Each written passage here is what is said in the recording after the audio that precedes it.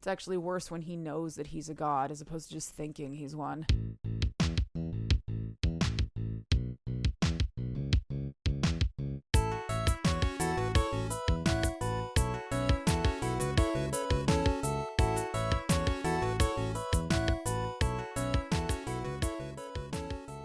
Hello and welcome to another episode of Cheap Smut. My name is Katie Mizell. And my name is Carl Mizell. And this is a podcast that may not know much. How are you, honey?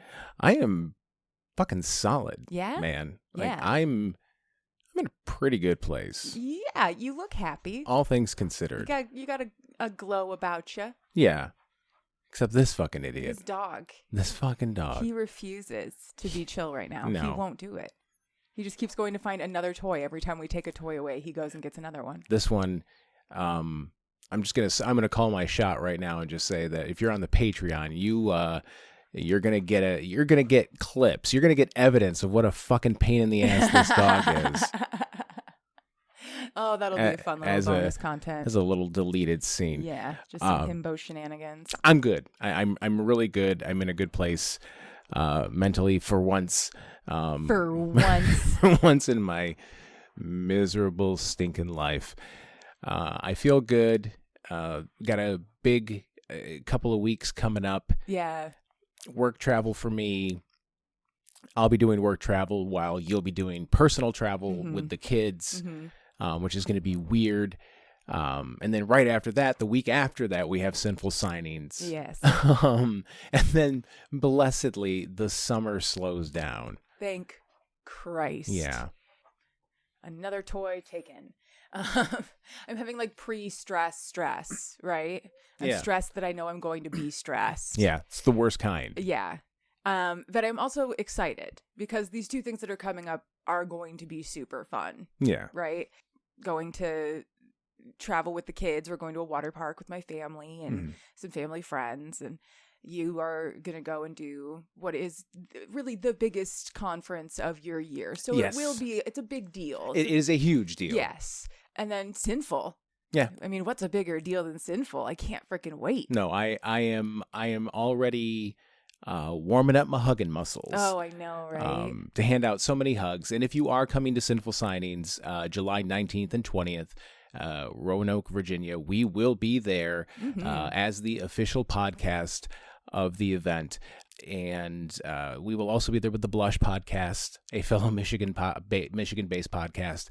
And I'm sure we're going to be hanging out and having all kinds of podcasty shenanigans with them. And we're going to be hanging out with authors. Yes. Another of which of the attending authors is what I was trying to say. The book that we're covering tonight is written by somebody who else is going to be at Sinful Signings. Jesus Christ, Carl. Yes. Get Are there. you okay, honey? Do I smell burnt toast? I know, seriously. Yes. As always, we are covering a sinful author in preparation to attend Sinful Signings. Wow. Yeah. Right out of the gate. Jeez, ow, buddy. I mean. Clumsily. Just stumbling out the gate.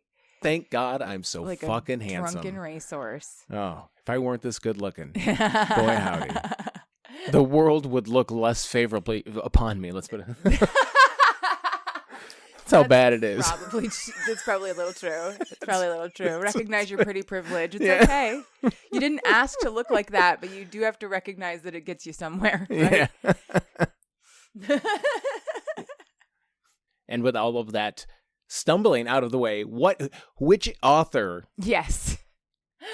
Which author am I covering this week? Which author are we covering this week on the show is what I was trying to say. Yeah, okay. So this week I read The Three-Ring Scavenger by S.A. Bird. The S.A. Bird? The S.A. Bird. The person who texts you? Yes. On the rag. We do text pretty regularly. S.A. Bird. Mm-hmm. Currently planning to kidnap me. Oh. S.A. Bird, yes. Yeah, I'm told that there might be a PowerPoint. I might be receiving some kind of slideshow soon that is going to attempt to convince me to go on a girls' trip. Oh. And or be kidnapped. Okay. That should be fun. Cool. Yeah. I just need to know what it's going to cost me. Well, before all of that, I should probably talk about her a little bit, right? Oh, yeah, please. So I met S.A. Bird at Sinful last year, and we immediately had one of those kind of like soulmate connection kind of things. At least I felt like we did. And maybe she can tell me if that's completely wrong. The next time I see her, she can be like, I actually here sign this. This is a restraining order. But you have to sign it. Yeah, this is the last. But this. then once you sign it, immediately then get the fuck away from me. Sign it, right? And then you have 15 seconds to get 500 feet away. Exactly. That's what I'm expecting. Or perhaps like I wake up tomorrow without eyebrows because I don't know. That seems like the kind of thing she could accomplish. I don't know. So you felt like you had a connection. Yes, I did. I felt like we had a connection.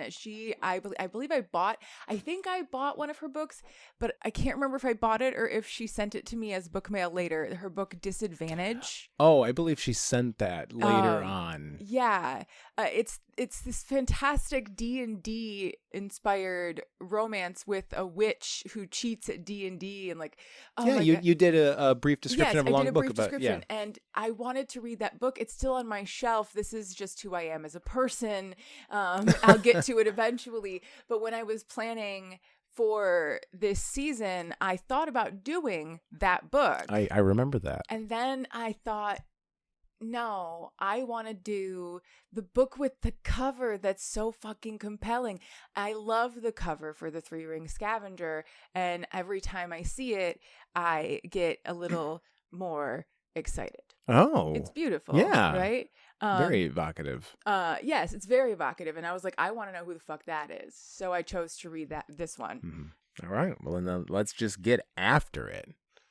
All right. So The 3-Ring Scavenger by S.A. Bird is available for $2.99 or through Kindle Unlimited, $14.99 for paperback, $19.99 for a hardcover, $15 plus $5 shipping for a signed copy through her website, sabirdbooks.com, or $19.95 for an audiobook through Audible. There are so many ways to get your hands on this fucking book. Wow. Huzzah. I love it. Before we move on, I wanted to correct something real quick. I forgot to ask, how are you? Oh. But very briefly, we've wasted a lot of time. Yeah, that's true. We kind of got off the track and went... I wasted a lot of time. I'm good, thanks. I'm a little scatterbrained right now, obviously. Judging by the big thing that I edited out that no one will ever hear. Yeah. We were both a little... Still, though. Yeah. I'm fighting some kind of like weird summer sinus thing, which is super annoying, and I've had a headache all day. But otherwise, I mean, I'm not like suffering or anything. I've just been like slightly annoyed by my headache all day. Yeah. I'm good. Thank you for asking. You're welcome. Let's do these triple T's. Let's do it. Yes. So for triggers, we have graphic violence, murder, blood and gore. Oh, that's right. Yes. Vampires, demons, gods and sundry, consumption of all parts of the human animal. Wow. A turn of the century circus and all associated ickiness. Everything but the oink. Yep. Fatal, oh no, the oink too. Fatal injury to a main character, coercion and control of the main character, toxic interpersonal dynamics that made Katie want to dropkick the main character. Oh yeah, sinful. Oh yeah, it's sinful. That's right. Oh, yeah. For our tropes, this is an FM cis heterosexual dark romance featuring a human turned creature, FMC, and an incorporeal god currently inhabiting a male human body. Okay. Okay. It's a historical romance set in turn of the century New Orleans, Louisiana. 3-ring circus, strong independent woman, literal man-eater, Zeus, but it's worse this time. Oh, no. And more like enemies who are lovers. Am I right? You know how like I got stung a lot by bees as a kid? Uh-huh. And then I only developed an allergy when you were a little older. Yeah. As an adult. Mm-hmm. That's kind of what it feels like with the Zeus thing. Yeah. Yeah. Where I'm like 2 or 3 more times of this, and I'm gonna have a full blown like no Zeus policy. Just throw a no Zeus party. Yeah. Yeah. NZP, baby. He's not quite Zeus, but he's also Zeus. You know what I mean? Yeah. We'll get there. And then for our titillations, masked man, horn play, mild BDSM dynamics, restraints and blindfold, use of superlatives my lord and pet, bathtub scene, blood exchange / vampirism, and intimate bloodletting. Oh. I also that sounds like the name of a fucking Smiths album. Right? Intimate bloodletting. Intimate bloodletting. Oh my god. It's my favorite Smiths album. That sounds Intimate like bloodletting. Yeah, like a Joni Mitchell song. Oh something. yeah. Mm-hmm. Bjork. So good. Bjork. I bet you have you heard Intimate Bloodletting by Bjork? It's 17 minutes long.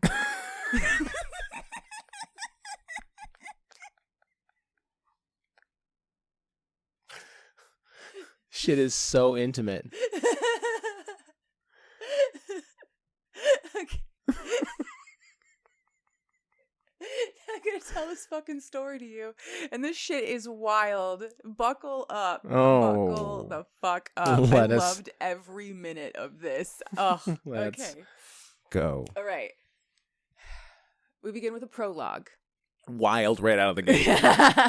Who fucking does that? Who does that, right? Bird. Samantha. Suburb.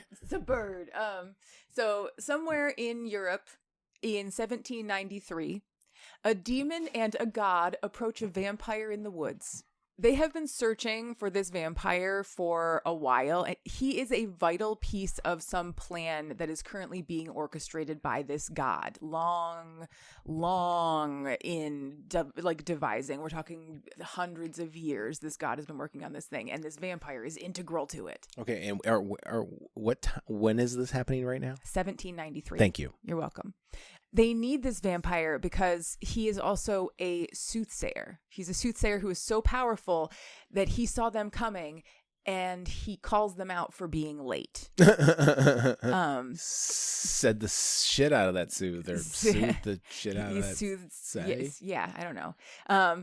So he agrees to be part of this god's plan as long as they understand that the final person that they need to complete this plan isn't going to show up for another 100 years or so. Oh, you know.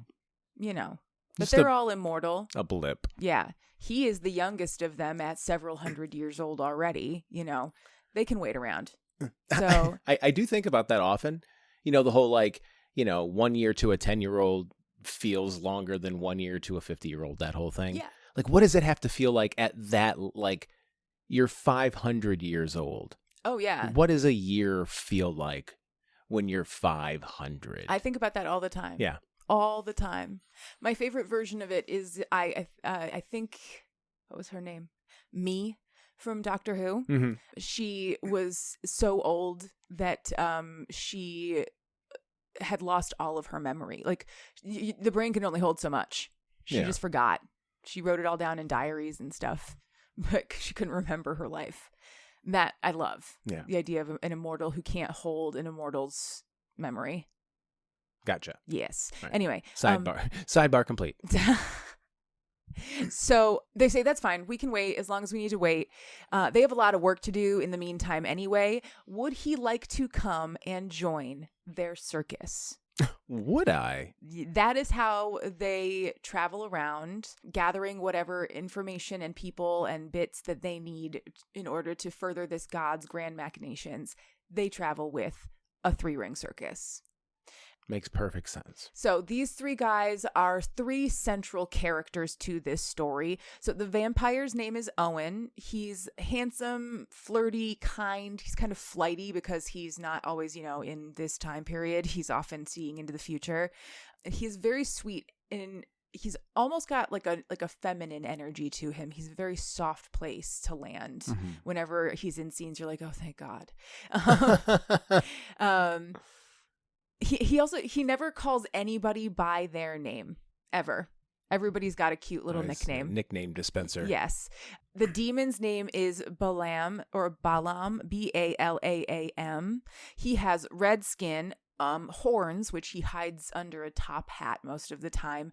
He is millennia old. Oof. And he has the energy of a cranky old cat.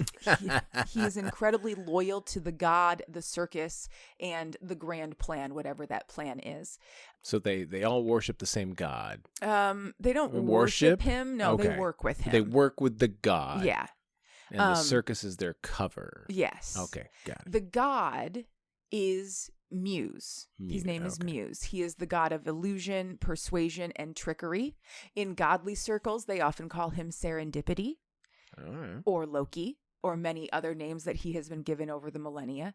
He usually exists in the more ephemeral state of a patch of mist that floats. He's a sentient patch of haze, you know. Yep. But he is currently inhabiting the body of a human man. He always wears a solid blue face mask with just eye holes in it. You can't see any other part of his face, but he has the body of like a 40-something farmhand. He stole it. Mm-hmm. It was vacated at the time, but he stole it. These three are, like I said, they are essential to the story, each in their own way, but this is not a reverse harem or why choose romance. Owen and Balaam are a couple, and they are established as a couple. They are also constantly doing something in service to Muse, so they're always around. And they're flirty little shits, and they like get in her business all the time, but only Muse is our MMC in this case. We fast forward then 100 years to 1897, New Orleans, Louisiana. Loved this setting. You know how much I love New Orleans. This is one of the things that me and Bird were texting about recently and really connecting on. That's where we want to go on our like girls road trip. She's going to kidnap me and take me to Louisiana because we just love New Orleans. There's something about New Orleans that just feels like home. Yeah, and I did not. You did not feel that. I did not. And I did not like. I mean, I liked it, but I didn't like. It felt off. Yeah. It felt. Yeah. I just loved it. It felt like I was walking through some ghosts. Yeah, that's why I liked it. I don't know, but it was just like I have like a mild agoraphobia. I find it difficult to go places, especially if I am by myself. I didn't care in New Orleans. Yeah, no, I just you were, went places. I was like there were times where I was because we had we were able to look at each other and see where each other are via Google, and I'd be stuck in that conference center, and I was watching you bop all over the city. It was crazy. I would just go through the French Quarter. I loved it there. The only thing, my literal only complaint was I had the constant feeling that everything was in the wrong place. Like I knew where things were supposed to be, but they weren't where they should be. Yeah. And I'm a woo-woo kind of person who believes in things like past lives and souls and ghosts and shit. So I was like, this place is awesome. I love it here. Well, I'm sure you and Bird and et al. will have a blast. I'm sure we will. 1897. So 1897, we meet our FMC. Her name is Maude. She's like probably late 20s, at most early 30s. She has dark, wild, curly hair, brown eyes. She's average height, pretty slender. She operates a tavern and brothel in the French Quarter, where she takes care of the establishment and the patrons and all of her whores upstairs. She has this little like found family of sex workers who she has gotten them off of the streets and given them a safe place to work. They take care of her. She takes care of them. Her husband used to own this establishment, and they really only got married because the banks wouldn't lend to a single man, but they had a respectful relationship, a kind of love, until he was murdered by a bar patron, stabbed in the alley. A year and a half ago or something. The only reason she has kept this location is because she runs the girls upstairs, and they have very influential clientele. Yeah, I can imagine. So they have managed to keep this place in the hands of a woman. That's really their main concern. They don't want a man running the brothel. No. That would not be good for anybody. One night after closing, Maude's cleaning up and she hears a commotion outside. She gets, I think she has a gun. She has a pistol, and she pokes her head outside the door to see what is happening. At first, she thinks she's seeing two men kissing in the alleyway. She's like, "Oh, it's not the first time I've heard about men and men. Like, it's not. Look, I work at a brothel. Yeah, right. It's the 19th century. This is so passé, right?" Until she realizes that no, that guy is one guy is full on biting the other guy's neck, and the other guy is like a rag doll being held up as oh shit, the life is being sucked out of him. Oh fuck. Then a third guy approaches this situation. The biter drops the corpse, and Maude's thinking, oh, thank God someone is here to stop this. But no. Instead, the new arrival kneels down in front of the corpse and starts to sing this really haunting, chilling song.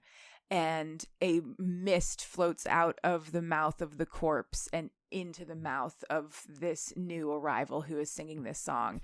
And she's like, oh, fuck. Yeah, no, I don't like that at all. No. So what she has just witnessed is Owen and Balaam each consuming their meal. Mm-hmm. Owen drinks the blood. Balaam consumes the soul. That mist thing is a soul, apparently. He is the eater of greed, or the greed eater specifically. He loves only greedy souls. So wow, picky eater. Yeah, well, he explains many times in the book there are a lot of different forms of greed. There's, like, I think he says lust is a kind of greed, jealousy is a kind of greed. Yeah, there's not just money, like addiction power, is a kind of greed. Power, they're all different kinds, and they all taste great to him. Right? All right. So she realizes that she is seeing something she definitely should not be witnessing right now. She's from New Orleans. She knows supernatural beasts exist. She doesn't want to fuck with them, though. So she backs into the tavern, hoping they haven't noticed, but they start to approach the open door. She shoots the first man while he's standing in her threshold, but he doesn't even seem to notice. And instead he just kind of looks annoyed and digs the bullet back out of his shoulder, like, holy shit. And he's like, oh, you know what? I thought you would maybe be nicer to the man who killed your husband's murderer. Now, but fuck me, I guess fuck me, sure. So now will you please invite them inside? They have a proposition for her. It would be rude to leave them standing on the threshold, and she is scared mostly for the safety of all of the women who are sleeping upstairs. Yeah. And she doesn't want to cause a commotion and possibly get them hurt. So she invites them in hopes that, like, cooperating is what she should be doing right now. The first thing that once she gets confirmation that the guy outside is indeed the man who killed her husband, I don't remember exactly how confirm it. She's like, you can't leave a corpse there. If there's a corpse outside, something bad will happen to my business. Like, please go get rid of that fucking corpse. That's yeah, the rats. Yeah. The rats will come. Yeah. It's just like, there's a pharmacy not too far away. Just chuck it in the river behind the pharmacy. The body will float down the river. It'll be fine. Yeah. It's New Orleans, right? So Balaam goes to do that while Owen stays with her at the tavern. He is a very, very sweet, kind of flirty. He always calls her my dearest, which is very sweet. And he's got red skin. No, he's the vampire. He's the vampire. Owen. Oh, okay. Yeah. Who has the red skin? Balaam. The demon. Okay, gotcha. Yeah. I thought my mistake. I'm sorry. He is a very, very sweet man, but he's also very obviously in a relationship with Balaam. They are openly affectionate with each other, and Balaam is super possessive. They most definitely are boyfriends, right? When Balaam comes back from the body dumping, they formally introduce themselves and then reveal everything. There's no, like, trickery. They're very open about what they would like to happen next, which is, so they are in allegiance with a deity who's got machinations that they serve, right? This deity would like to perform a ritual to make Maude immortal. She will sign legal jurisdiction of the tavern to a trusted associate of theirs in New Orleans, and Marianne, one of the women upstairs, will become the new madam. Maude will join them at the circus and leave the tavern behind. And she's like not sold on that. Like these two guys just show up at your place of business and are like, here's what's going to happen next. Right. First, a god guy we know is going to make you immortal. And then... This is our Sky Daddy. Yeah. So Owen, who again is a soothsayer, tells her that if she stays here, she will die in less than a year. Like his eyes go sort of blue and starry like the midnight sky. And then when he comes back, he's like, oh yeah, no, you're going to get stabbed by a bar patron in like 9 months. If you don't come with us, you should leave. And ultimately she is again afraid for her employees, and she believes Owen with his freaky eyes and his deep wisdom that he should not have, right? Yeah. So she chooses to sign this contract that they have offered, and she goes with them. It's almost dawn, so they need to get Owen into his coffin. He picks her up and he runs them to the circus, which is set up just outside of town. It's like a tent city right now, mostly for the employees while they get ready for the weekend. She sleeps in their tent for the night. Okay. Now, I just want to clarify something for myself in case I missed it. Did you say why they were looking for, like, is there any reason they were looking for her specifically? It's not really made clear until later. Okay. But they needed a specific soul. They needed a soul who was strong enough to endure what needed to be done in order to make her immortal. And apparently Owen had the ability to see her. And so by surviving the process of becoming immortal, they could recruit one more person for their shenanigans. Okay. Yes, okay. Exactly. Got it. Thank you. You're so welcome. So that evening, when she wakes up, Balaam brings her food and she chats with Owen through his coffin while they wait for the sun to fully set. But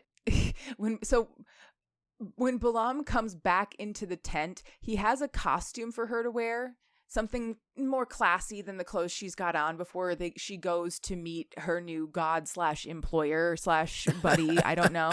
And it's a high 9 job. I don't know, man. To make sure that there is no possibility that Owen could see her naked, Balaam locks his coffin shut. He's so territorial and possessive of his boyfriend. Jesus Christ. I know, right? This book should have been called Toxic Men. Well, the red skin is... That's the flag right there. It's right there. Right? Right. No, that seems bad.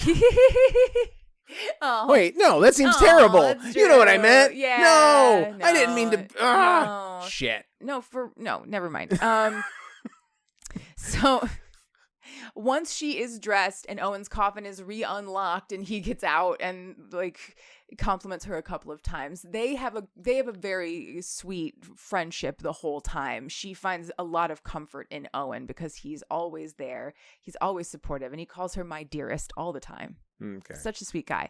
So they make their way through what she calls a gauntlet of freaks, lore beings, and deal makers to oddly specific description to the main tent. So every single person who works in this circus has either made some kind of deal with Balaam in exchange for working here, or they are a freak that is being paid to be here, or they are a lore being who is working under Muse for some reason, right? Like,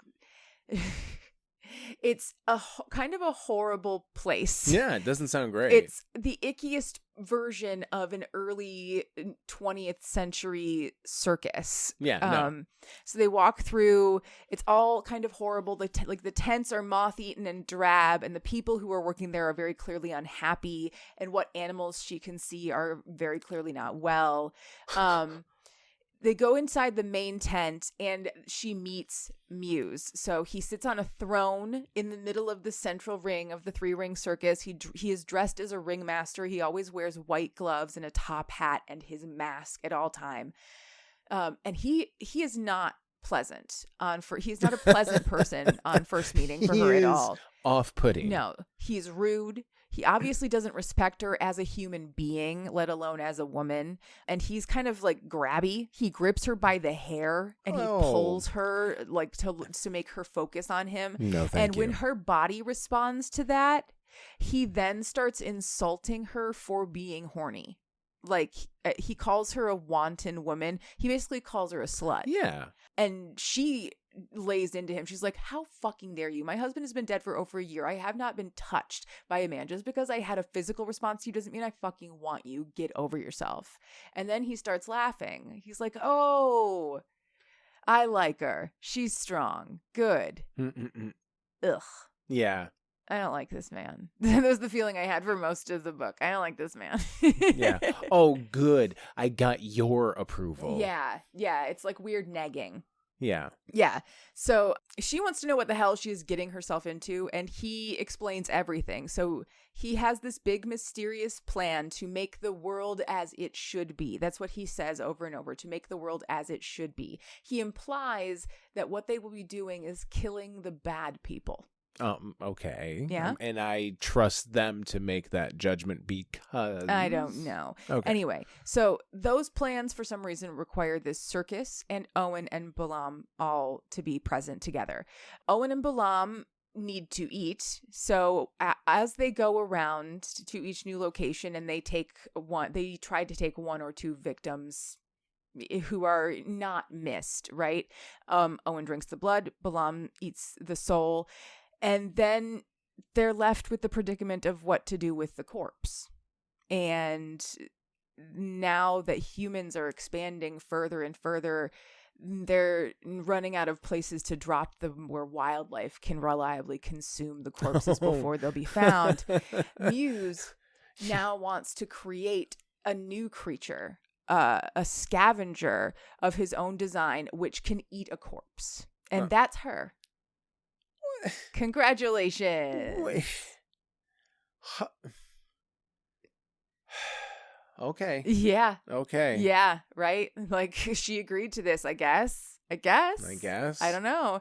So they're going to have Owen drink some of her blood just to weaken her, and then give her some of his vampiric venom. And then Balaam will give her some of his demon venom, and then Muse will use his magic to catalyze the change and turn her into a whole new creature. Okay. She will be immortal. Oof. Wow. This is a lot. I know. It is. It's This was like chapter 4 or something. It was nuts. Let's go. I know, right? 2 feet. Let's go. Yeah. So the way he has presented this, it's both a threat and a solution at the same time. Like, ultimately, Maude chooses to go through with the ritual because it seems like the best way to keep people and the humans around her safe. Because he basically says, if we don't have a reliable way to get rid of the bodies and we get caught, we'll just burn down a whole town. Do you want us to burn down a whole town, Maude? I know. I'm telling you. TW, coercion and control of the main character. Listen, you might as well just do everything we want you to do, because if you don't, we're just going to kill a bunch of people. And that's exactly what they said. You don't want that on your conscience, do you? No, right? This is abuse 101. Oh, God. I know. Oh. This is toxic coercion. Oh, it's so toxic. It's so bad, right? It's so bad. So she agrees to do this because what other fucking choice does she have that doesn't kill a bunch of people? It's like the trolley problem, but with psychopaths. I know. They take her to this lounge that they have set up for her to like lay back on while Owen starts to drink her blood. When he bites her, that is a pleasurable experience for both of them, as it often is in a vampire story. So they both moan, and then she feels a blinding, terrible pain. People are screaming, and everything goes black. The next thing she has is a dream flashback. We have several of these throughout the book. She has a dream, and in that dream, she is seeing everything from the perspective of Muse. Okay. Several gods in this dream all gather together on their mountain, and they look down at the rock that is Earth. One of these gods, who is like the most boastful and annoying of the bunch, has invented a new creature to put down on the rock. He calls it Adam. Okay. And he has a plan. So he wants to make a counterpart for Adam so that they can breed freely. And then he'll put them all over the place and they'll breathe like mad, right?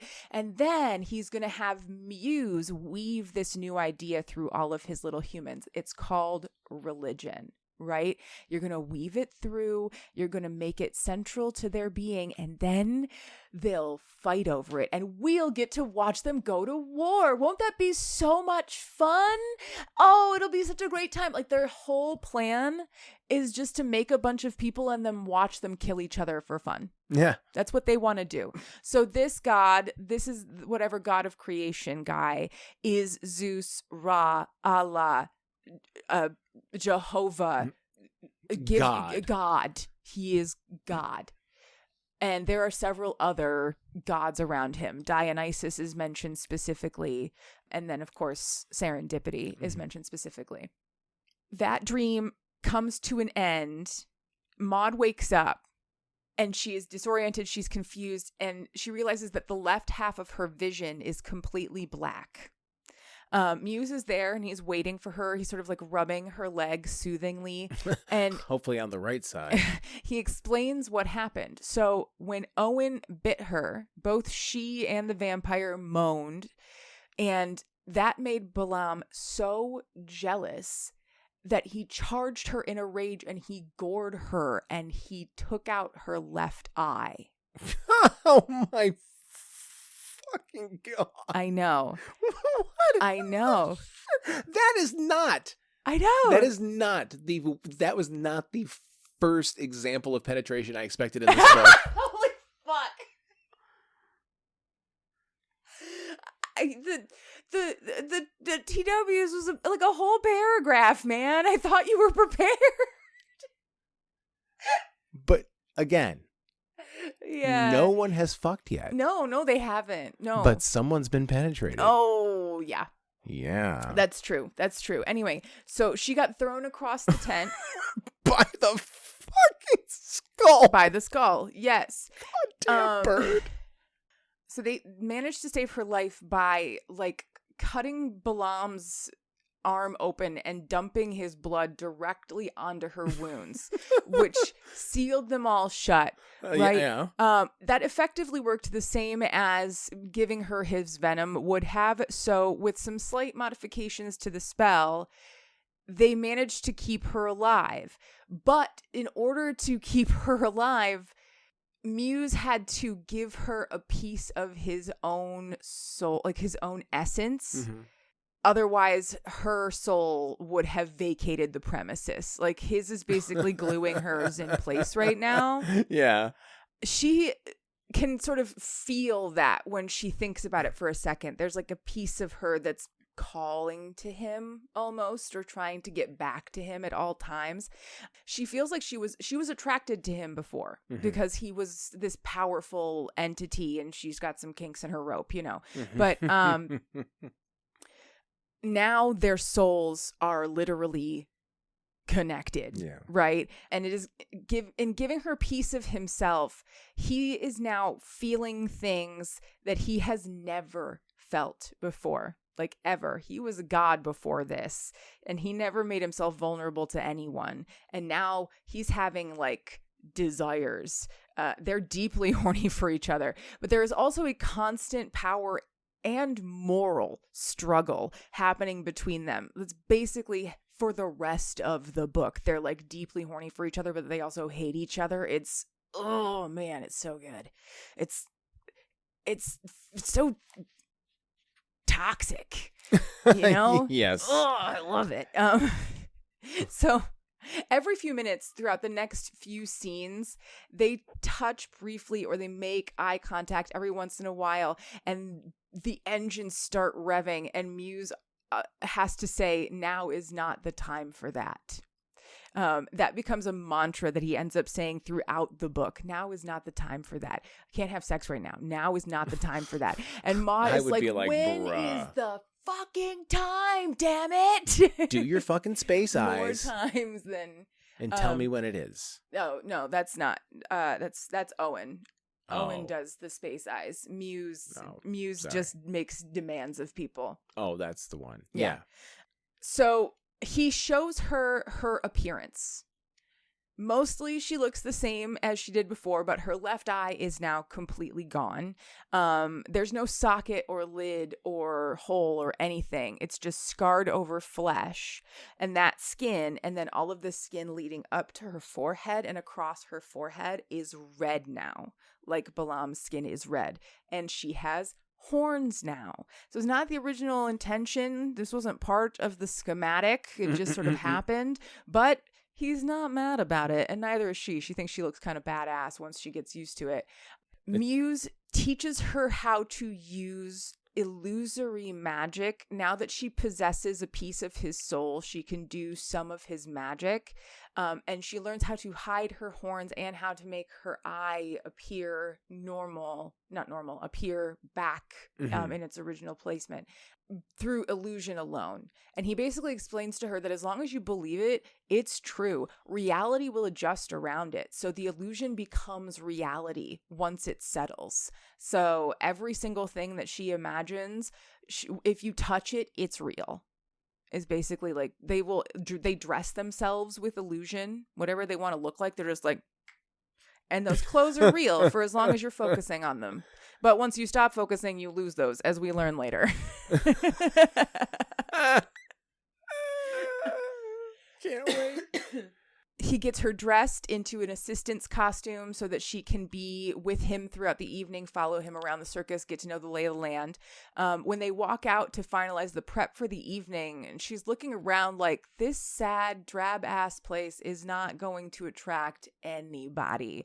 But then she feels this tug on her soul. The magic is being called to, and suddenly the circus is absolutely gorgeous. The tents are perfect and colorful and bright, and all the people look like people, and they're all very happy to be here, and they're all happy to be working. The horses look like prize stallions. There are animals now which were not here before. Like, they definitely weren't housing lions before, but they're here now. Let's fucking go. And again, Muse explains that as long as the illusion appears real, then it will be real. So all right. For right now, this is what the circus is. It's fully real. Because these illusions are dependent on her as well, he's like, I'm not going to answer a lot of questions for you right now, because I can't have you breaking any of this right now. You can't break any of the illusions. Believe everything, my little girl. One of the rare cases where you're safer when you're stupid. Exactly. So the circus begins. They open the tent. The crowd comes in, including a very prominent row of mafia men holding large sums of cash. They're there to gamble in one of the gambling tents, and they're like, walking in with big. They're literally like counting out money in the front row. Wow. Like, wow. Okay, cool. These will hopefully be their victims for the evening. They are bad people with lots of cash. Hooray. Let's kill them. Right. But suddenly a scream comes from the freak show tent, and everybody goes rushing that way. They run out there to find that some drunk idiot got too close to the werewolf and got himself chomped on, and now he's bleeding out, and people are screaming, and everybody's running around like chickens, and Muse just raises his voice, projects it magically out, and is like, a lady has become faint in the freak show tent, something. Like, he makes it all go away. He says something about them closing early for tonight and tomorrow will be better. And everyone leaves, and they're happy to do so. And they'll be happy to come back tomorrow night and buy another ticket. And there's some lady in the crowd who's even like, I'm so sorry. I didn't mean to get so frightened. Like, the illusion is reality. God. Because the god of illusions just makes it so. I thought Ticketmaster was bad. So all of the humans leave without a fuss. Owen and Balaam arrive, and it almost comes to blows basically right away. This is the first time that Maude has seen Balaam since he literally gored half of her face off. So she is about to fight him. But Muse like grabs her by the throat and puts her on the ground and basically tells her to behave or he'll kill her. Well, that's not fair. Right. Getting put on her ass makes her feel horny again, but now again is not the time for that. It is now time to clean up this mess. But first, we are going to pause for a brief description of a long book. Oh, that's right. We didn't do one last week. We haven't done one in a couple of weeks, but we're going to do one now. New from Ellie K. Wilde, after a death-defying injury sidelines him for 2 seasons, Brooks Atwood's pro football comeback has hit a major snag. Naughty photos from a post-breakup bender have leaked, and they're killing his chances with the Rebels, his old team, and the only team he wants to play on. As he trains with the hopes of being signed before the first kickoff of the season, Brooks' plans to keep a low profile are suddenly upended when his selfie with a fiery fan goes viral and tabloids mistake them as football world's newest it couple. Turns out Sienna Pippin is the ex-girlfriend of the face of the league, and she wants nothing more to do with that world after being with her nightmare ex. While she and Brooks are busy blaming each other for the media circus surrounding them, NFL teams are suddenly scrambling to sign a housebroken Brooks. Meanwhile, Sienna realizes that all this buzz could be the Hail Mary her family's struggling business needs. Together, Brooks and Sienna hatch a plan. Ignore the will to kill each other and pretend to be madly in love, at least until Brooks signs with a team. But the longer they pretend, the less fake their romance begins to feel, and Brooks becomes as determined to convince Sienna they're truly meant to be as he is to land a spot on the Rebels roster. New from Ellie K. Wilde, Just Between Us, lands on July 8th, 2025. Hell yeah. Hell yeah. You know me. I know you love a fake dating story. I do love a fake dating story. You especially love fake dating footballers. I do especially love fake dating footballers because it's all so ridiculous. I know, right? This sounds so much like the Nighthawks. Yeah, the Nighthawks book. Which one Pump was Fake. it? Pump Fake. Yes, it sounds so much like Pump Fake. It's like Pump Fake got zhuzhed up or fancified or something. I don't know. I just like it. I like it a lot. Thanks, I like it. Anyway. Good. Well, thank you for doing that. So, back to it. There is not enough blood left in this body for Owen to have a meal. I can't eat this guy. I'm still going to be hungry. It's just going to leave me dissatisfied, right? I'm just going to be snacking all day. You guys don't want that. But Balaam's not going to waste a soul, right? So he does his thing. He sings. He eats the soul. Now it's time for Maude to do her thing. She's like, I don't even know how to eat. You guys, a body. I've never done this. Yeah. Owen and Balaam leave so she can do this in private. Although the werewolf is still in his cage, still a werewolf. He's just watching this all go down right now. He's like, I could show you. Yeah. So he tells her, like, okay, if you just think about eating this, what would you do?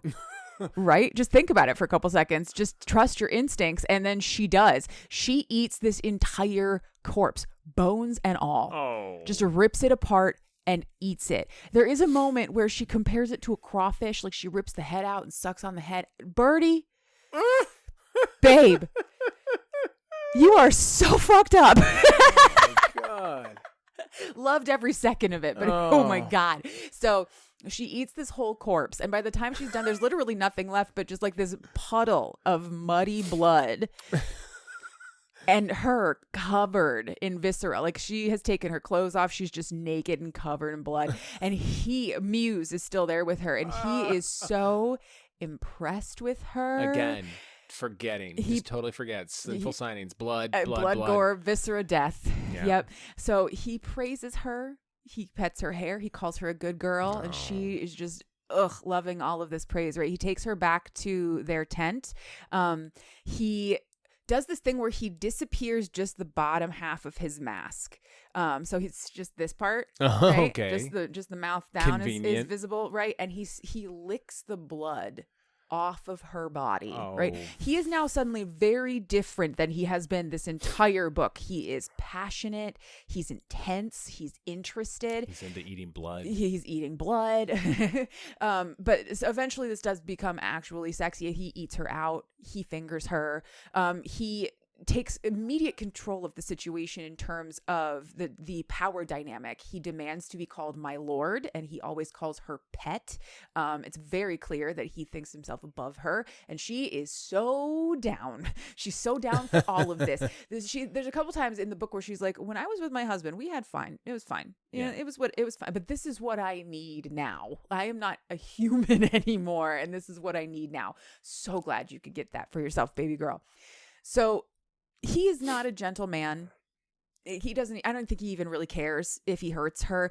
But again, she's having the best time of her life. Eventually he like I said, he eats her out. And when she comes, she tries to push his head away.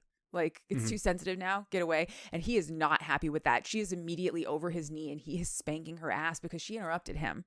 She interrupted his meal. How fucking dare. She, again, is really enjoying all of this. The spanking is doing it for her. She asks him to finger her, and he happily obliges, but they are interrupted by two silhouettes right outside the tent door. Owen and Balaam are here.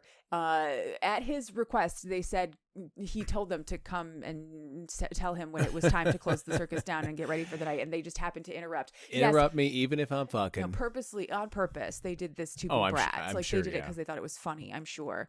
But so it is time to close up the circus and secure it for the evening. She was supposed to sleep in their tent with them, but Muse is like, no, she's staying here with me. Have a bath drawn, get her all cleaned up because she's fucking filthy right now. And he will walk the circus with Balaam to close things up and leave Owen here to help her get cleaned up. She and Owen have a chat during her bath. And this transition, he talks about his relationship with Balaam. They've been together for 100 years. He talks more about his soothsaying. He warns her not to share any of the intimate knowledge that she learns about the gods from her prophetic dreams. And she's like, okay, this is the first time you've ever said anything cryptic, so I guess I'll follow that rule. The conversation eventually turns to the night of the ritual, when she got hurt and how and why Balaam attacked her. And this is where Owen really explains more about the whole jealousy thing. Balaam is known as the greed eater, right? Or the eater of greed. Yes. And that over time has permeated his soul. It's made him kind of a nasty person in his own ways. It's made him more jealous and territorial. And so when he moaned because he had bit this woman, it just set Balaam off, right? And that just pisses her off to no end. She's like, what do you mean? You told me we were doing this ritual. You were prepared for this. What do you mean? He didn't know what was gonna happen. She's so fucking pissed off. But before she can really fully lose it, Muse is back. He can sense how angry she is because, again, they share part of a soul. So he sends Owen away like, I don't know what the fuck you said to her, but you can't be setting her off like this. Get the fuck out. Muse then bathes her. He washes her hair. He seduces her back into bed, where he promptly then blindfolds and restrains her so that he can take his mask off, much like Alpha. Lust for Tomorrow. In Lust for Tomorrow. Yeah. And he gives her a safe word. Her safe word is circus. Great. She fantasizes about kissing him, biting his lip, and drinking his blood. And he responds because he can see it. He tells her that her passions are so intense that her illusion magic is projecting her fantasies. He can see them. And he's like, okay, I'm so totally down for that. They make out. She bites into his lip. They share this bloody kiss, and then he eats her out some more. But this time she doesn't have the ability to push him away. Like, she tries to close her legs because she's too overstimulated, and he gives her this warning, like, if you do it again, I'm going to have to punish you. Use your word or let me do my fucking business. And that's what he does until she is finally forced to admit that she's actually sore from how hard he fingered her earlier. She can't take any more of this. And he, are we surprised, has a huge dick. Completely unsurprised. So while she wants to be fucked, he doesn't feel it is appropriate because she's already in pain. So that won't help. All right. Instead, he soothes her. He kisses her cheeks. He like pets her hair. He lets her suck a little more blood out of his lower lip until she is calmed and settled. This is the vampiric version of aftercare, basically. And then she goes to sleep. In the middle of the night, she has another one of those dreams. She dreams of the first time that Muse met Balaam. So Muse sought out Balaam, Lord knows how long ago, in an opium den because he was feeding off of addicts. He would just wait for somebody to OD and eat their soul before the Reaper showed up. Yeah, Reapers are also a thing in this. If you want to know more about it, read Reaper's Wish by S.A. Bird. He has sought Balaam out specifically because Balaam is a demon who has a similar disdain for humanity, and he thinks that he would really enjoy his plan. She wakes up from this dream feeling kind of icky because this is the first time she's gotten any indication that the plan, whatever it may be, is possibly not so great for all of humanity. She's getting some kill all human vibes. I'm shocked. Yeah. So she wakes up feeling all anxious about that. And when she opens her eyes, Muse is there. He's in the room and he is furious. He's furious with her. He tells her that she needs to get her illusions under control because he cannot see her dreams like that anymore. And she thinks that he saw his own past. And he says, no, I'm talking about the sex dream that you had with you and me and Owen and Balaam. He is fucking furious. Okay, no, again. I am so confused. So she had a sex dream about the whole group. Yeah. She projected that out in her illusions. And he is super mad that she cheated on him in a dream. Okay, so, okay, so it's like if you have a sex dream about somebody else, but like you can actually see your partner's dreams. Yes. Yeah. So she had a sex dream involving all of them, and he literally has a stomping fit baby boy tantrum. He's like, I'm a god. Am I not enough for you? And she's like, it was a dream. I can't control that. They have this whole huge fight. This is the point where I wanted to drop kick him into the sun, because how do you blame someone for something they literally can't control, like their own subconscious? Yeah. Look, I know we talked about this last episode, the whole where one character was attracted to another person. They admitted, their goddess. Their goddess, Ethan admitted to, or Cyrus admitted to Ethan that he was attracted to somebody else. Yeah. And I remember saying I would like to think I would respond that maturely to it. This. I would be like, come on, what the fuck are you supposed to do? Like, it's a dream. Yeah, it's a dream. But anyway, so he has this whole stomping fit about it. He tells her what she was dreaming about. He says, I was fucking your face. You were riding Owen's face, and Balaam was torturing your nipples. Yeah, I know. It was my dream. She doesn't really remember the dream. So he is now giving her all of this information, and she defends herself, but he's not hearing it. He's just this, shitty dude at this moment. And then Balaam arrives. He's been summoned by Muse. She didn't know that. He threatens to have Balaam actually torture her nipples the way that she dreamed about it. And he is happy to oblige, not out of sexual desire, but out of a desire to torture someone. Like, he just likes to hurt people. Yeah, it doesn't seem like a great guy. Demon behavior. Yeah. He approaches like he's actually going to do this, and she ends up having to use her safe word in order to not be assaulted in this moment. Muse then leaves for her to get ready for the evening for the circus. This evening, she's going to be accompanying Owen and Balaam to the gambling tent so they can actually pick a proper meal and kill a guy tonight. That's the plan, right? So she gets dressed for the evening. Owen and Balaam explain what they're going to do. The bearded lady and the werewolf are also in on this. I love that. I just love it. The bearded lady is the one who tells them where they can gamble, and the werewolf is a plant at the table. I love that so much. So they walk to the gambling tent. There's a couple more expository kind of conversations that happen. The big question that we need answered in this conversation is, hey, what would happen to a soul if, say, Owen drank the blood and I ate the body, but you didn't eat the soul? What would happen then? That's how you make a ghost, apparently. If you destroy a body in its entirety before a reaper can properly collect the soul is bound to earth forever. Creepiest yes/no chart. Yeah. Are you a human? Yes. Did you die? Yes. Yeah. Was your corpse consumed before a soul-eating demon got to your soul? No.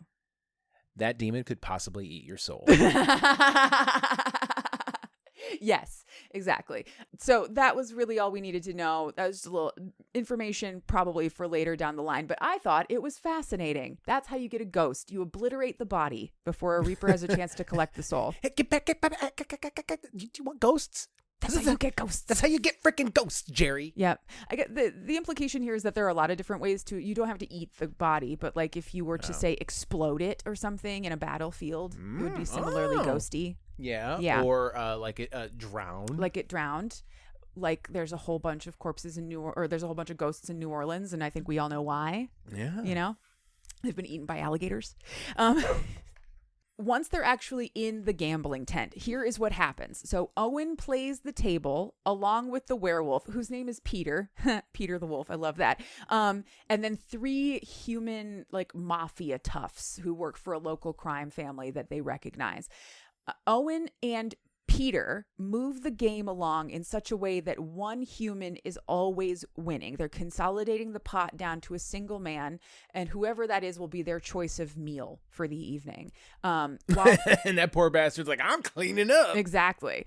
While they play, Maude sits on Balaam's lap in the corner. They're supposed to be distracting the table by whispering and flirting and giggling, but they're actually having a real conversation. They're just pretending to be flirty and giggly about it the whole time. And he's secretly apologizing for goring her in the head. He's actually causing more trouble. Oh. So he starts whispering about what Muse wanted him to do to her. He starts whispering about nipple torture.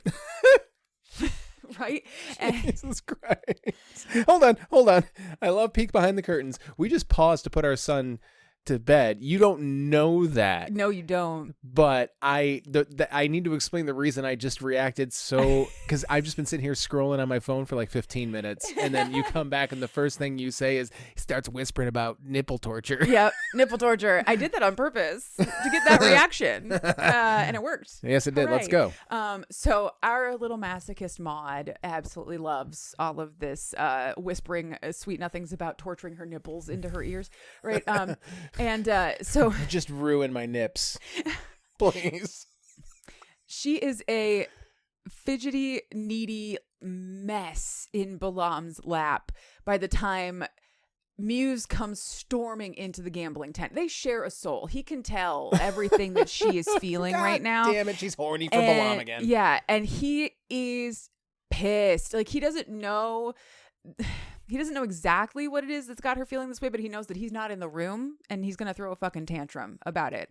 Ultimately, the 2 humans that are currently losing in poker are told to leave and they happily go. They're losing. They don't want to lose any more money, right? Balaam convinces Muse not to cause a scene any more than he already has. And the trio agree to take the final guy. It's dinner time, right? We're going to eat him now. Peter the wolf gets to keep the pot as his part of the scam. So he takes this wad of cash from a guy who is now dead. And he walks away. So Owen drinks the guy's blood. Balaam eats his soul. And then Maude starts to eat his corpse. Maude unhinges her jaw. Yeah, exactly. Peter actually leaves. He's like, I don't need to see this twice. Goodbye. What makes a werewolf nauseous? Yeah. But so she is mid-meal.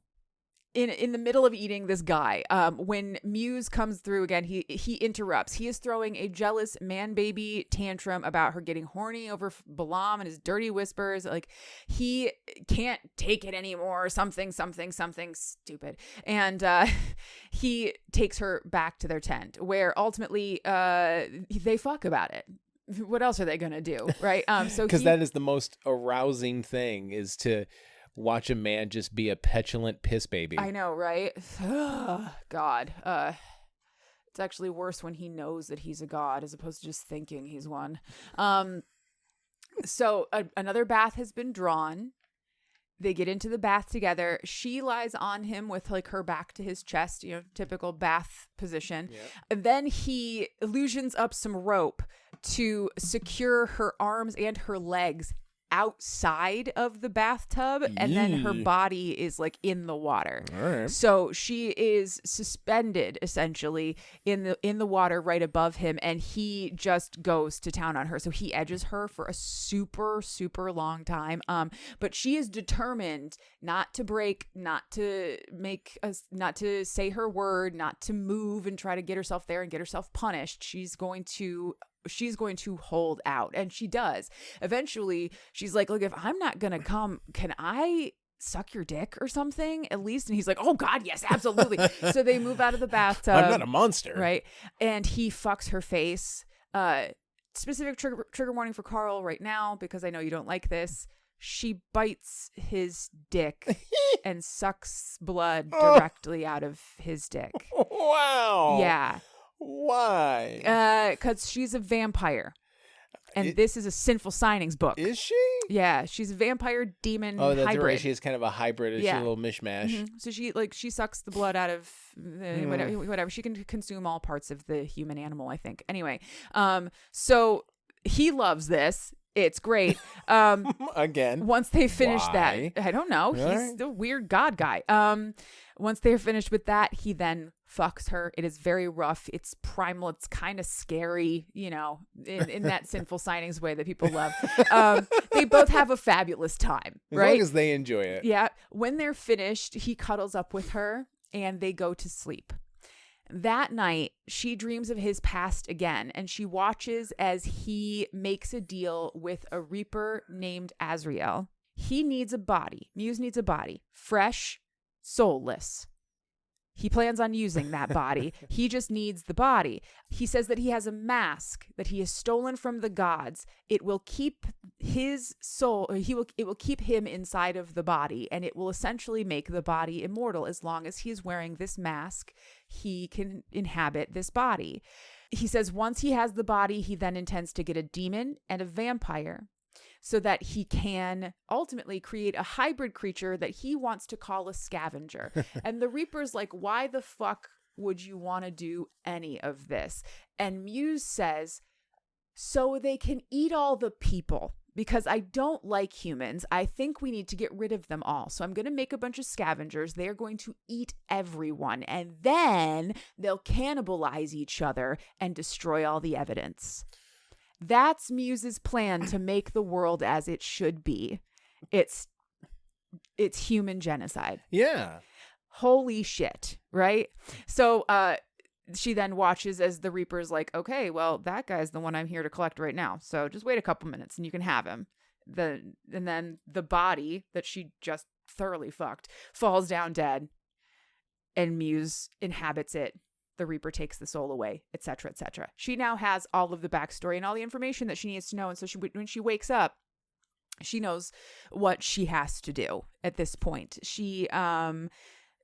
Muse is also awake.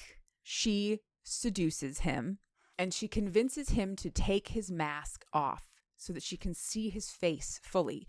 And so they can kiss and be intimate. His soul is having feelings that it never has before. Mm-hmm. And so he is very easily swayed to do this for her. She takes the mask off. She puts it down by the bed. She starts to kiss him, and she slices into his tongue and starts to suck on his tongue. Oh. Again, he loves all of this, but she is specifically doing this to weaken him. Yeah. She's taking blood from him. She starts to fuck him. She rides him.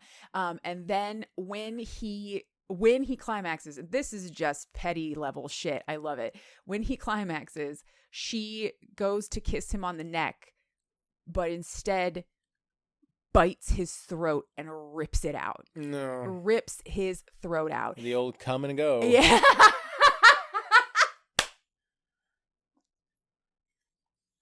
And she watches as he dies underneath her. When he dies, he's still a god, right? He just exits the now deceased body. This mist sort of pissed off patch of haze. Right? She can't see him. She can't see the mist or anything like that, but she can feel the presence of something there, and it's like touching her, trying to shake her.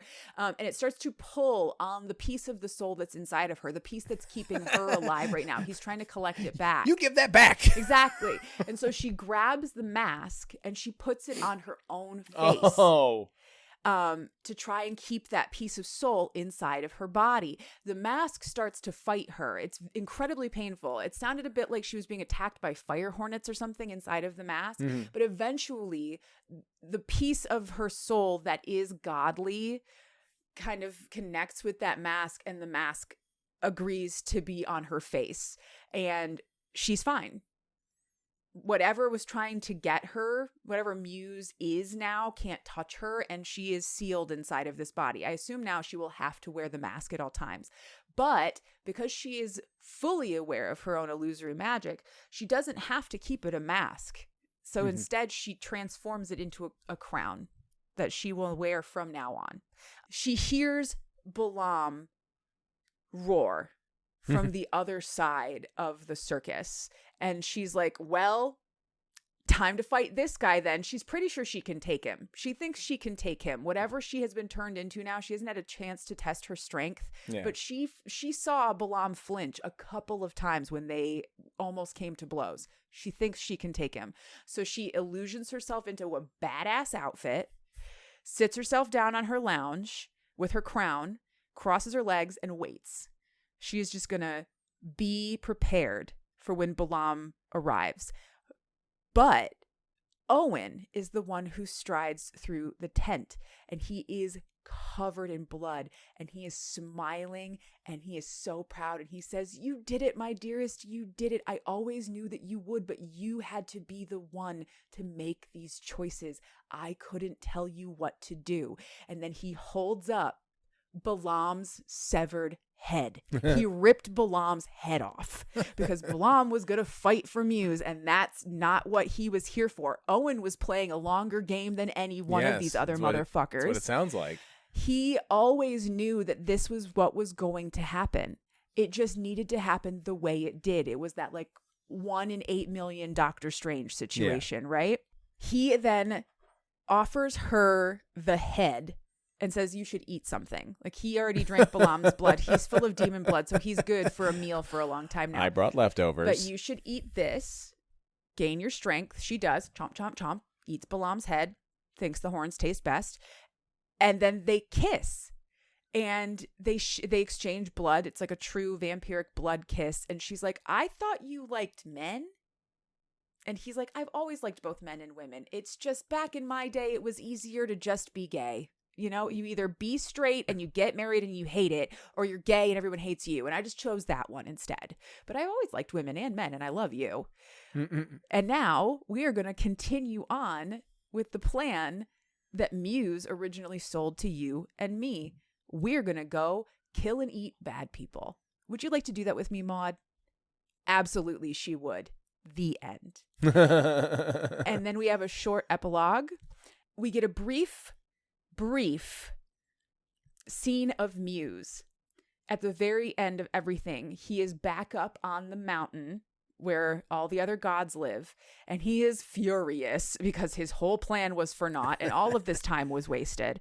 And he gets back up there, and the only other god who's up there is Dionysus. Now, he doesn't care for Dionysus, but he really doesn't care for his other brother more. That's the Zeus a la Jehovah character. He really doesn't like that guy. And now he's extra pissed because he's missing a piece of his soul right there where his heart should be. He's missing a piece. It was stolen from him. And he wants to get it back. And he wants to get back at his brother for like whatever the fuck he did to fuck up his whole plan. And even though he hates Dionysus is here and he's down for trickery. So what are we going to do? And that is the end of book 1. The second book is called Scavenger on the Run. It takes place 20 years after the event of this book. Scav on the run. Yes. So that was the 3-ring Scavenger. Thank you very much. I hope you enjoyed it. I did. It was definitely fucking wild. My bad birds or wings impression, excuse me. Yeah. Is A, allergies, and B, just cackling. Through all of it. I mean, yeah. What else are you going to do besides laugh at the blood, murder, mayhem, gore, and death? No freaking clue. But my Segway machine is broken. So what are you into? What am I into? Thank you so much for asking. I am into a song. I don't know how old this song is. I don't know how long it has been around, but I just heard it the other day and I loved it so very much. It's called Used to Be Young by Miley Cyrus. Okay. It's really good. It's the basic sentiment is, look, I know I used to be a crazy party girl. I was 20. What do you want from me? I used to be young. Yeah. And I don't regret any of it. It was all great. I love it. It's a great song, and it really speaks to, like, you know, the 37-year-old woman that I am now, remembering that I used to be more fun than this, but those choices weren't, like, great choices to be making. But I don't regret any of them, No. you know? You don't regret your childhood, and you shouldn't. Nor should you. Yeah. I really enjoy that song. That's what I'm into this week. What are you into, baby? I'm into riding my bike. Yes. I about 4 years ago, the first spring we were here in the house that we're in now. That was the year our son turned, I believe 3, I think it was, 21. Yeah. Son turned 3 and bought him a big boy bed. Mm-hmm. And I bought myself the bike that I've had since then, my beautiful Trek bike that I love. And we live very close to the Lansing River Trail, very proximal to it. It's a beautiful feature here in our fair city. And I have just been bombing up and down the trail way more than I probably should at my age. Mm-hmm. I got joints and stuff that are sore. I got joints. I got joints, man. Got so many joints, man. But I have learned in my advanced age, I've always loved riding my bike, but I've learned in my advanced age that now that I've become, like I said, at some point, actually I said this, but I don't think it's in this episode. I become a high functioning pothead, and I'm absolutely an enhancement smoker. Oh yeah. I'm definitely the kind of person that takes joy in enhancing certain situations. And I tell you what, just bombing through Scott Woods, like over near Hawk Island, like that stretch of the trail, there's the wetlands, there's a disc golf course, like out in the wetlands. There's always deer and geese and the occasional crane out there.